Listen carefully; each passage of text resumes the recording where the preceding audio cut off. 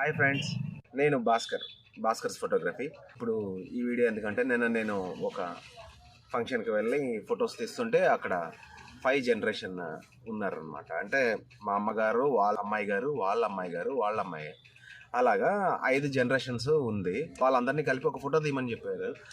నేను డిఫరెంట్గా ట్రై చేద్దామని చెప్పేసి డిఫరెంట్గా ఫొటోస్ తీయడం జరిగింది. ఒకసారి చూద్దాం అది ఎలా తీసాను అన్నది మీకు ఇప్పుడు ఆ ఫొటోస్ చూపిస్తాను. చూసిన తర్వాత దాన్ని ఎలా ఎడిట్ చేసాము, ఫైనల్ అవుట్పుట్ ఏంటి అన్నది ఫైనల్గా ఒకసారి చూద్దాం. సో ఫ్రెండ్స్, ఇవి ఫొటోస్ నేను తీసింది.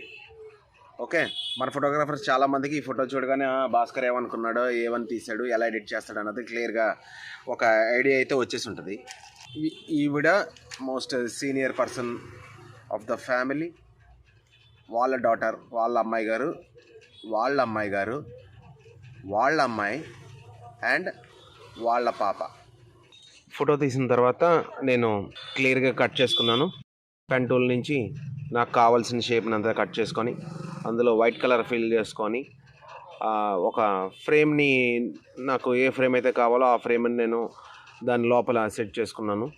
ఒక ఫ్రేమ్లోకి ఇంకొక పిక్, మొత్తం 4 ఫోటోలు ఫ్రేమ్స్లోకి ఇన్సర్ట్ చేసుకోవడం జరిగింది.